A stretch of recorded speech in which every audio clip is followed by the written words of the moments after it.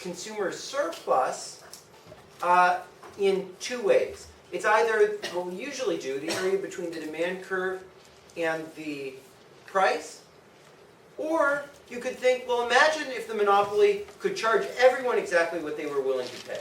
Then the consumers would get no surplus, and the monopoly would get the whole area between demand and marginal cost.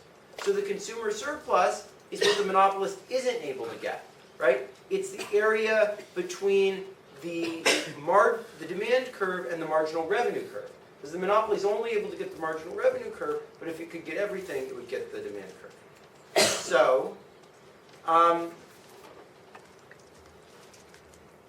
let's look at all those areas on the graph. Monica, could you point out which area is the area of dead weight loss in this graph? So here we've got the marginal cost curve, the marginal revenue curve, the monopoly's optimal quantity, and their optimal price. So where's the dead weight loss curve? Here. What? No. Remember, it's the area between the equilibrium quantity and the demand curve and the marginal cost curve.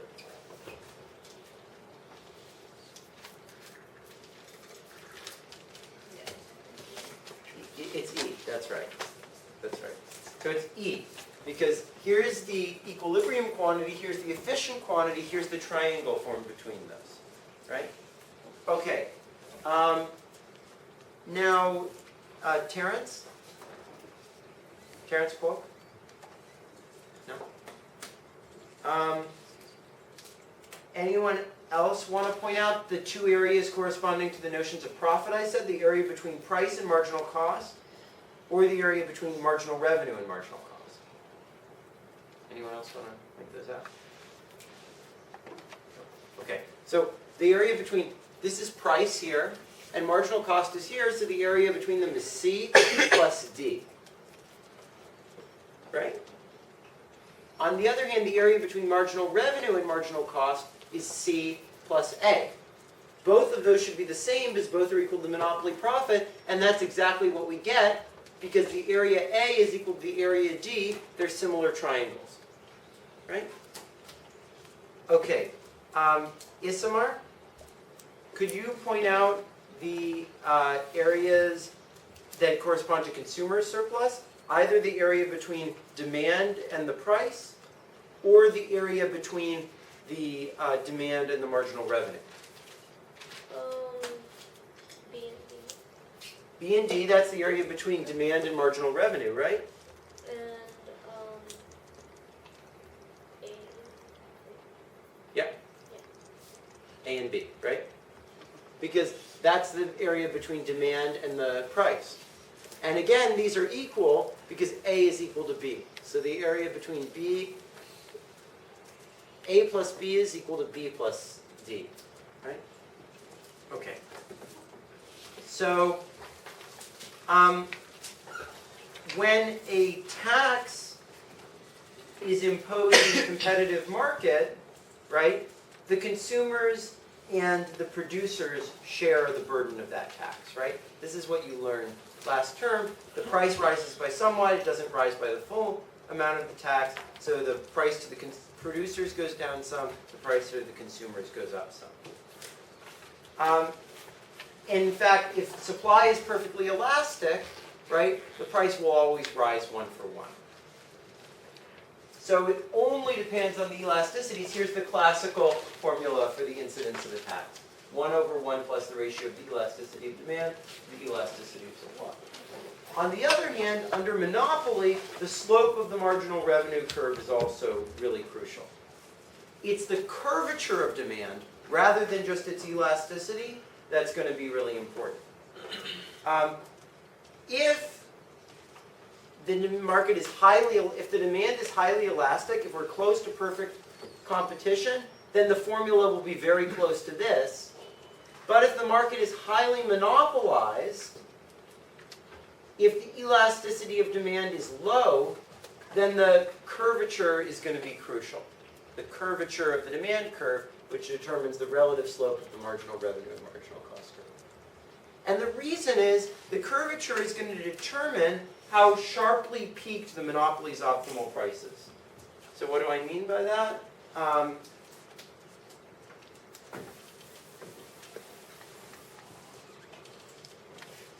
If we graph the monopoly's profits as a function of their price, they might look like this. Like, this is by far the best price, and if I charge even a little bit off from that, I lose a ton of profits. Or they might look like this, right? Very flat, I'm pretty close to indifferent across a range of prices, right? If they're very, very peaked, that means that there's sort of just like one best price that the market will bear. If I charge anything other than that, I'm an idiot, right? So a small change in my cost will not change that calculation very much. Even if my cost increased by a bit, I'm still going to want to charge this one best price, pretty much, right? So the amount that I want to increase price when my cost increase is very small. On the other hand, if I'm close to indifferent over a wide range of prices, a small change in my price will lead me to dramatically increase my cost, will lead me to dramatically increase my price. This is very similar to what happened with that non-monotone marginal revenue curve, right? If I'm sort of indifferent between charging this very low and very high price, if my cost increases by a little bit, I jump up to the high price from the low price. And the same thing can happen even if it's not an infinite pass-through rate. It could just be very high if I'm close to indifferent over a range of prices. So yeah, the INOV data was a very extreme example of this. If the marginal revenue curve actually slopes up, if the second order condition is violated, the monopolist will actually jump up in terms of the price it charges for a small change in cost. So let me just give a graphical representation of this. So here's this is a little bit hard to see, but here's the concave demand curve I showed you before. And here's its marginal revenue curve, which, remember, diverges increasingly fast as the quantity increases. Then if I have my marginal cost increase by a unit, that doesn't move me very fast up the marginal revenue curve because it's very steep. And therefore, I only move a tiny bit on the price. So the price increases by half as much as the marginal cost increases. Right? On the other hand, if I have this constant elasticity demand curve, where the marginal revenue curve is very flat, it's converging with the demand curve. Then if I increase my marginal cost by a little bit, I move all the way down this marginal revenue curve, which moves me a ton along with price, and price increases by twice as much as the marginal cost curve increases. On the other hand, the supply side factors also influence it, that were even relevant in the competitive analysis. So if my marginal cost curve increases by a bit, and the marginal cost curve is an increasing function, then my price increases by less than the marginal cost does. On the other hand, if my marginal cost is decreasing, and I increase it by a bit, I move more along marginal revenue, and so the price increases by about the same as the marginal cost curve does. Okay. So the same exact properties determine how surplus is divided between consumers and producers. So think about what makes a monopolist have sort of a single best price that they could charge. Well, it's basically that they say, look, if I charged a little bit less, I'm not going to get much more demand. Right? If I charge a little bit more, well, there's not much consumer surplus, so there's not much I can capture by raising the price by a bit. So that's saying that there's not much dead weight loss because demand wouldn't increase much if I reduce price. And there's not much inframarginal surplus because I couldn't really charge much higher of a price if I raised it. And so they're sort of capturing everything there is to capture, right? And that's exactly what happens in a concave demand curve, right? If the demand curve is very concave, there's not much consumer surplus above, and there's not much dead weight loss to the right. On the other hand, when will a monopolist be close to indifferent over a wide range of prices? Well, if there's a ton of consumer surplus, well, they might be tempted to try to chase after that with a high price. And if there's a ton of dead weight loss, they might be tempted to try to get rid of that by charging a lower price. That's what's going to make them indifferent over a wide range of prices, and that's exactly what happens with a convex demand curve. There's a bunch of consumer surplus above, and there's a bunch of dead weight loss to the right. And so the cost properties are the same idea, right? If my marginal cost is increasing, then I'm going to have a lot of profits, right? But as we studied before, it's the area, if the marginal cost increases, that gives me a big area underneath the price and above the marginal cost curve. And that's also going to lead to a smaller pass-through. On the other hand, if marginal cost is very flat, that's going to make my profits very small. And it's going to mean a larger pass-through. And if I have... and in fact, the marginal cost curve is also going to reduce the area of dead weight loss. If it increases, that's going to make dead weight loss smaller. If it's flat, it'll make it larger. And so the pass-through actually turns out to be exactly the same as the way that the surplus is divided between consumer surplus, producer surplus, and dead weight loss. The ratio of consumer surplus to dead weight loss, and the ratio of consumer surplus to producer surplus, and the ratio of dead weight loss to producer surplus are both equal to the pass-through rate. So you can see that again in this diagram. On the left-hand side, we have the cases where the pass-through rate was small, and you see here the consumer surplus is very small relative to the monopoly profit, and the dead weight loss is very small relative to the monopoly profit. Similarly here, consumer surplus, small relative to profit, dead weight loss, small relative to profit. On the other hand, here, where we had very high pass-through, here's the monopoly profit. The consumer surplus is this whole giant area up there, right? That's very big relative to the dead weight monopoly profit. And the dead weight loss is this whole big area through there, which is big relative to the monopoly profit.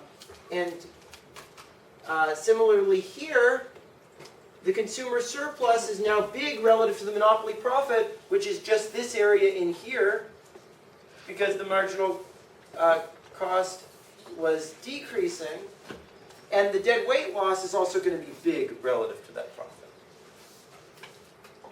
Okay.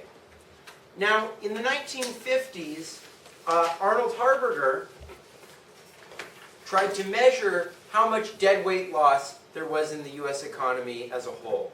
And Ri Yang, how did Harberger try to do that?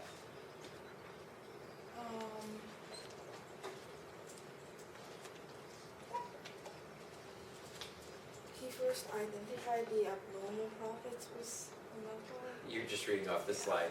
You're not going to be able to explain it. Okay, did anyone actually read the Harberger article? No. Nobody. Yes. I didn't really understand it. Okay. I read it. That's good. Go for it. So like, as far as I can tell, he was looking at like the late 20s Yeah. and like trying to tell if like there was like trying to see the effect of monopoly power in terms of how much like they would have lost compared to not having monopoly power. Yeah. And then he did a lot of math that I didn't quite understand. Yeah. And he came out with some number that was like lower than what economists predicted, Yeah. but was like still kind of big. And his conclusion was that maybe monopolies like have like less of an effect on Yeah. stuff. That's right. So let me try to explain the math that you didn't understand. So basically, what he did was he identified the abnormal profits that firms made with monopoly power. That is, he looked at sort of like what was the average rate of profits, and he said any extra profits that a firm making that's monopoly, that's coming from their monopoly power. That's above the normal thing. Now that assumes that there's the way he did that was he just looked at the profits the firms were making, and he assumed that was monopoly profits, and any abnormal profits were monopoly profits. That comes from an assumption of constant marginal cost, right? Because firms could be making an abnormal amount of profits, as you did in your second problem set, as you saw there, just because they have an increasing marginal cost curve. But if you have